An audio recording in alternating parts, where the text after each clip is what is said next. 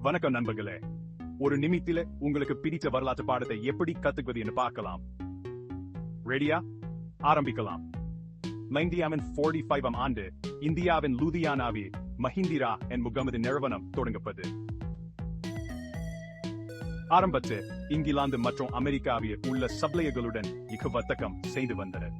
ஆனால் விரைவில் அவர்கள் திசையை மாற்றினார்கள்.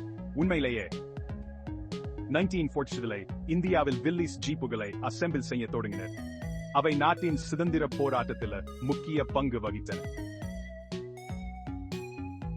1955 ஆண்டில் மஹிந்திரா என்ற பெயர் மாற்றம் செய்யப்பட்டது. வேகமாக முன்னேறி 1950 மஹிந்திரா இந்தியாவில் வீட்டு பெயராக மாறியது.